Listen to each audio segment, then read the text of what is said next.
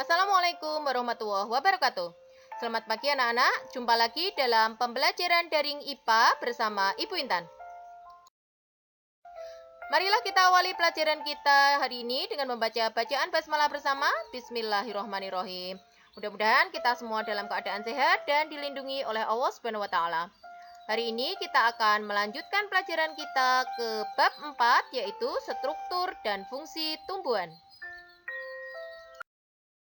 Sebelumnya, mari kita ingat kembali. Pada saat kelas 7, kita sudah belajar tentang struktur organisasi kehidupan dan bagian-bagian sel, termasuk sel tumbuhan. Sel akan bergabung membentuk jaringan, dan kemudian jaringan akan bergabung membentuk organ. Apa sajakah organ yang dimiliki oleh tumbuhan? Bagaimanakah struktur dan fungsi organ tumbuhan? Adakah teknologi di sekitar kita yang terinspirasi oleh struktur tumbuhan? Mari kita pelajari bersama. Jadi, tujuan pembelajaran kita pada hari ini kita akan belajar tentang struktur dan fungsi organ tumbuhan, struktur dan fungsi jaringan tumbuhan, serta teknologi yang terinspirasi dari struktur jaringan tumbuhan. Kita masuk ke materi pokok, struktur dan fungsi organ tumbuhan. Coba anak-anak buka buku paket kurikulum 13 halaman 109 dan buku paket kurikulum 2006 halaman 92. Organ yaitu kumpulan dari beberapa jaringan untuk melaksanakan fungsi tertentu. Ada 4 organ tumbuhan, yaitu akar, batang, daun, serta bunga. Satu persatu. Pertama, akar. Coba buka buku paket kurikulum 13 halaman 129 atau buku paket kurikulum 2006 halaman 92. Berdasarkan bentuknya, akar dibedakan menjadi 2, yaitu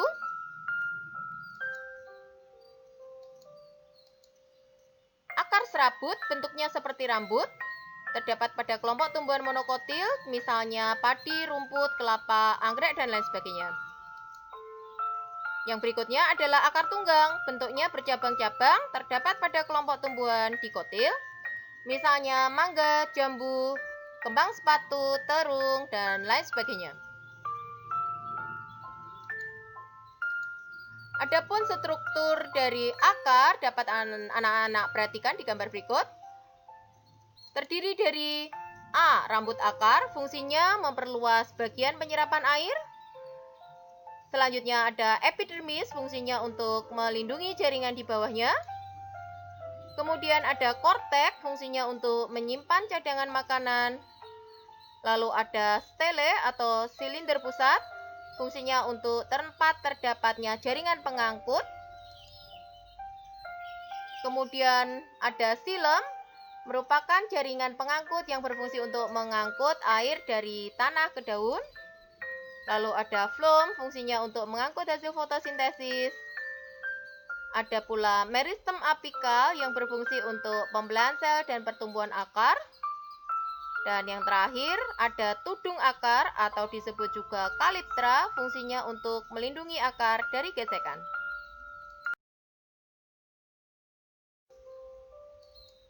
Dapat diberikan lagi. Lapisan terdalam dari kortek disebut endodermis. Endodermis tersusun dari satu lapis sel yang membatasi antara kortek dan stele. Di dalam endodermis terdapat pita kapsari yang berfungsi untuk mengatur jalannya mineral yang diserap akar menuju stele. Kemudian dari pernyataan itu akar dapat disimpulkan tersusun oleh jaringan epidermis, meristem, parenkim, pengangkut, silem, dan floem. Adapun fungsi akar bagi tumbuhan ialah untuk melekatkan tumbuhan ke tanah atau media tanam lainnya, untuk menyerap air dan mineral. Kemudian ada juga fungsi akar yang mengalami modifikasi, antara lain untuk menyimpan cadangan makanan, misalnya pada tumbuhan singkong, wortel, lobak, dan bengkuang. Ada pula fungsi akar yang dimodifikasi menjadi akar nafas yang berfungsi untuk menyerap oksigen, misalnya pada tumbuhan bakau, beringin, anggrek, dan lain sebagainya. Dan ada pula fungsi akar yang termodifikasi untuk berkembang biak, yaitu dalam bentuk umbi akar, misalnya pada tumbuhan singkong, wortel lobak, dan lain sebagainya.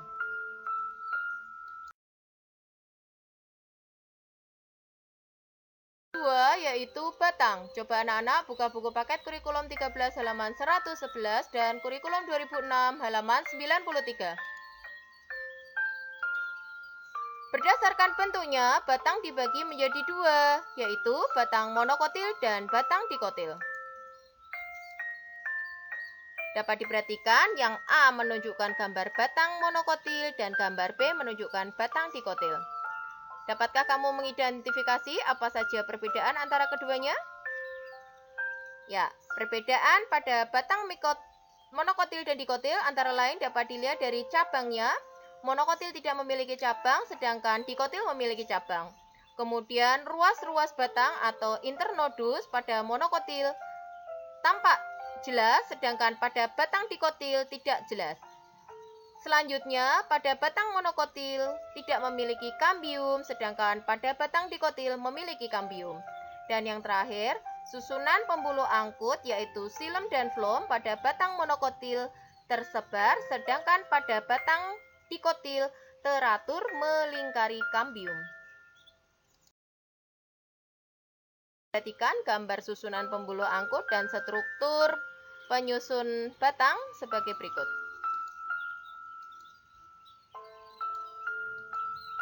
Struktur dan fungsi bagian-bagian batang.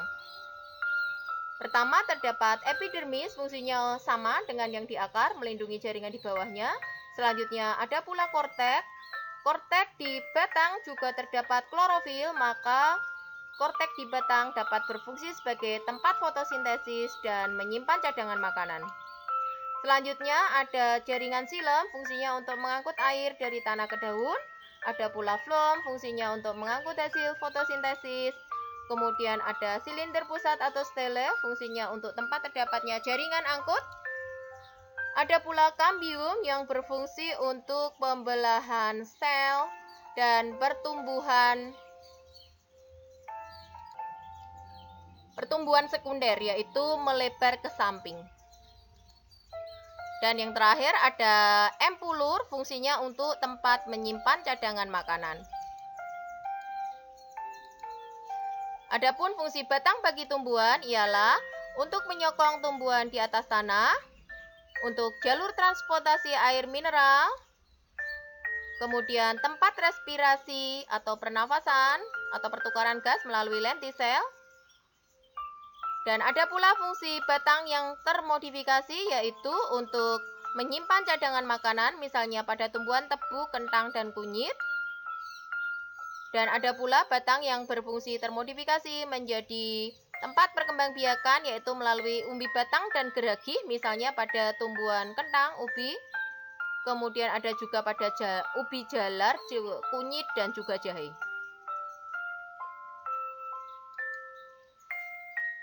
Kemudian batang tersusun oleh jaringan epidermis, meristem, jaringan gabus, parenkim, dan jaringan pengangkut.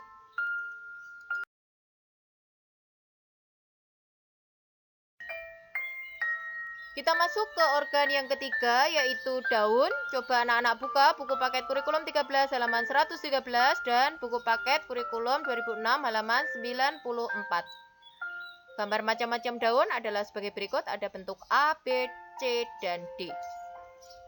Berdasarkan susunan tulang atau peruratan daunnya, bentuk daun dibedakan menjadi 4, yaitu menyirip, dimiliki oleh kelompok tumbuhan dikotil, misalnya mangga, jambu, jeruk, dan lain-lain.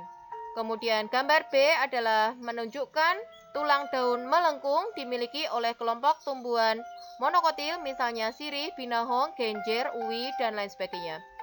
Gambar C menunjukkan tulang daun menjeri atau menjela, dimiliki oleh kelompok tumbuhan dikotil, misalnya pepaya, ketela pohon, atau singkong, dan lain sebagainya. Sedangkan gambar D menunjukkan tulang daun sejajar dimiliki oleh kelompok tumbuhan monokotil, misalnya kelapa, rumput, padi, jagung, dan lain sebagainya. Selanjutnya, untuk struktur bagian dan fungsi bagian-bagian daun dapat diperhatikan sebagai berikut. Pertama, ada epidermis atas, fungsinya untuk melindungi jaringan di bawahnya. Kemudian ada jaringan tiang atau palisade, fungsinya untuk tempat fotosintesis. Lalu ada jaringan bunga karang atau spon, fungsinya untuk tempat fotosintesis dan menyimpan cadangan makanan. Kemudian ada jaringan floem, fungsinya untuk mengangkut hasil fotosintesis. Lalu ada xilem, fungsinya untuk mengangkut air dari tanah ke daun. Kemudian ada epidermis bawah, fungsinya untuk melindungi jaringan di atasnya. Lalu ada kutikula atau lapisan lilin, fungsinya untuk mengurangi penguapan air. Kemudian ada stomata atau mulut daun, fungsinya tempat keluar masuknya gas, yaitu pada saat respirasi, pernafasan, dan transpirasi atau penguapan. Dan ada juga sel penjaga atau sel tetangga, fungsinya untuk mengatur, membuka, dan menutupnya stomata. Gambar bagian-bagian daun dapat diperhatikan sebagai berikut. Lalu, fungsi daun bagi tumbuhan antara lain untuk tempat fotosintesis, tempat respirasi atau pernafasan, tempat transpirasi atau penguapan. Kemudian fungsi daun yang termodifikasi antara lain untuk menyimpan cadangan makanan, misalnya pada sayur-sayuran yang dapat kita makan, yaitu bayam, kangkung, daun pepaya, dan lain sebagainya. Serta untuk berkembang biak melalui cara tunas adventif daun, misalnya pada tumbuhan cocor bebek, tipe urip, dan lain sebagainya. Adapun jaringan yang menyusun daun antara lain adalah epidermis, meristem, jaringan gabus, parenkim, jaringan pengangkut, xilem, dan floem. Kita lanjutkan ke organ yang terakhir dari tumbuhan, yaitu bunga. Buka buku paket kurikulum 13 halaman 118 dan buku paket kurikulum 2006 halaman 96.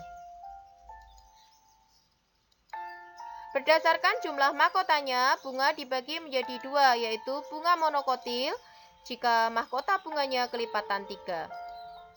Contohnya, bunga anggrek, lili, amarilis, tulip, dan lain sebagainya. Selanjutnya, ada pula bunga dikotil jika mahkota bunganya kelipatan 2, 4, dan 5. Contohnya, tumbuhan kembang sepatu, mawar, melati, kamboja, dan lain sebagainya. Adapun struktur-struktur penyusun bunga dapat diperhatikan pada gambar berikut.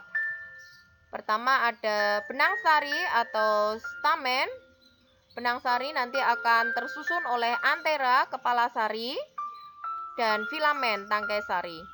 Benang sari berfungsi sebagai alat reproduksi jantan pada bunga.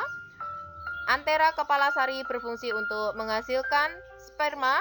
Sedangkan tangkai sari atau filamen berfungsi untuk melekatkan benang sari ke dasar bunga. Selanjutnya akan ada karpel atau putik yang berfungsi sebagai organ reproduksi betina pada bunga. Putik akan tersusun oleh stigma kepala putik yang berfungsi untuk tempat terjadinya polinasi atau penyerbukan. Dan ada pula stilus atau tangkai putik yang berfungsi untuk tempat tumbuhnya bulu serbuk sari sesudah terjadinya penyerbukan. Kemudian di bawahnya terdapat ovarium, bakal buah yang berfungsi untuk menghasilkan buah. Dan ada juga ovule atau bakal biji yang berfungsi untuk menghasilkan biji. Lalu di bagian luar bunga terdapat sepal atau kelopak bunga yang berwarna hijau seperti daun. Dia berfungsi melindungi bunga saat masih kuncup.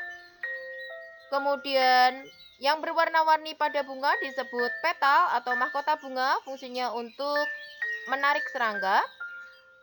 Dan bagian-bagian bunga itu semua akan menempel pada dasar bunga atau reseptakel yang kemudian akan terhubung ke tangkai bunga ke batang tumbuhan. Fungsi bunga bagi tumbuhan yaitu sebagai alat reproduksi Dia memiliki alat kelamin jantan berupa benang sari dan alat kelamin betina berupa putik. Adapun jaringan penyusun bunga antara lain adalah epidermis, parenkim, serta jaringan penyokong atau penguat. Kita lanjutkan ke materi selanjutnya, yaitu struktur dan fungsi jaringan tumbuhan. Buka buku paket kurikulum 13 halaman 119 dan buku paket kurikulum 2006 halaman 89. Jaringan yaitu sekumpulan sel yang memiliki bentuk dan fungsi yang sama.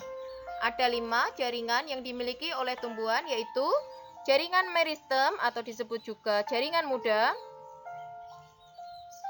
merupakan jaringan muda yang selnya selalu membelah.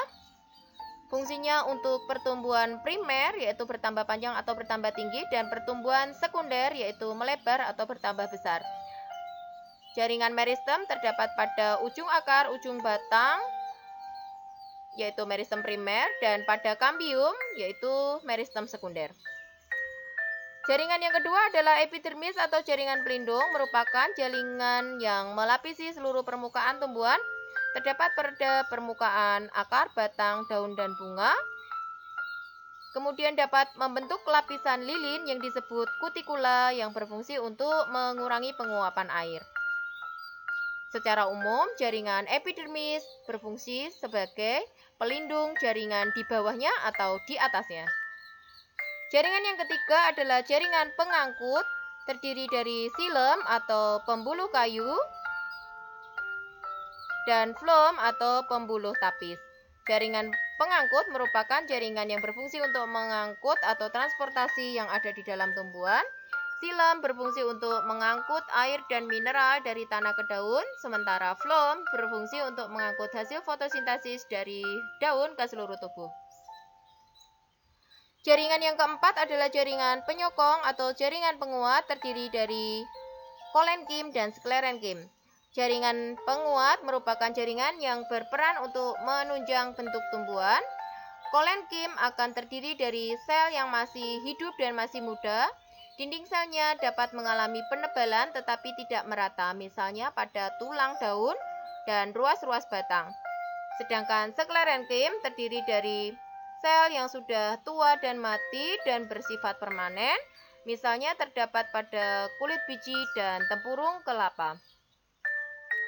Jaringan yang terakhir adalah jaringan dasar atau jaringan parenkim, terdiri dari palisade atau jaringan tiang dan spon atau jaringan bunga karang.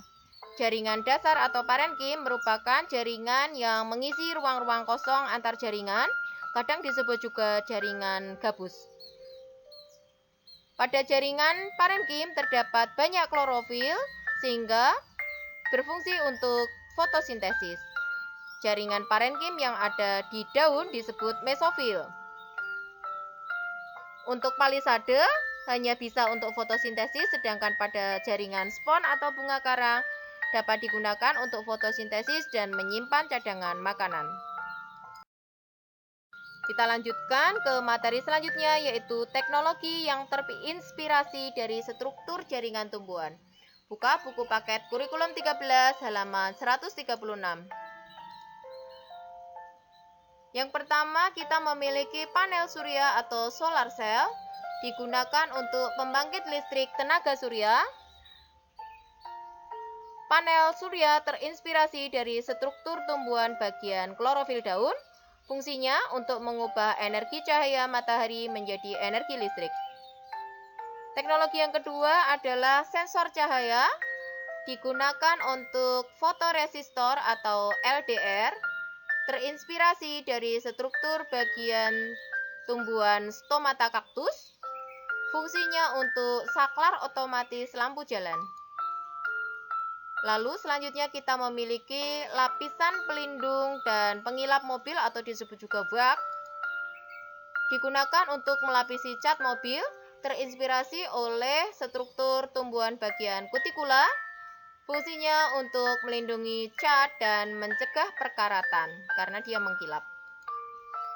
Dan yang terakhir kita punya alat penjernih air.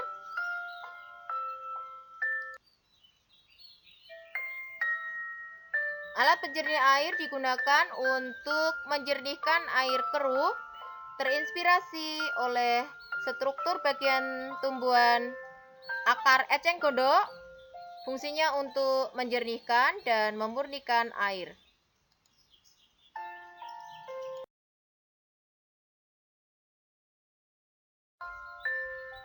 Jadi, apa saja yang sudah kita pelajari hari ini? Mari kita ingat kembali. Pertama, apa sajakah organ yang dimiliki oleh tumbuhan? Selanjutnya, dapatkah kamu menjelaskan fungsi dari masing-masing organ tumbuhan? Kemudian, dapatkah kamu menjelaskan struktur dari masing-masing organ tumbuhan? Selanjutnya, dapatkah kamu mengidentifikasi jaringan apa sajakah yang menyusun masing-masing organ tumbuhan? Dan terakhir, dapatkah kamu mengidentifikasi apa sajakah teknologi di sekitar kita yang terinspirasi oleh jaringan tumbuhan? Demikianlah pelajaran IPA pada hari ini. Mudah-mudahan pelajaran kita bermanfaat dan anak-anak dapat memahaminya. Mari kita akhiri pelajaran kita dengan baca hamdalah bersama. Alhamdulillahirrabbilalamin. Sampai jumpa di pertemuan selanjutnya. Wassalamualaikum warahmatullahi wabarakatuh.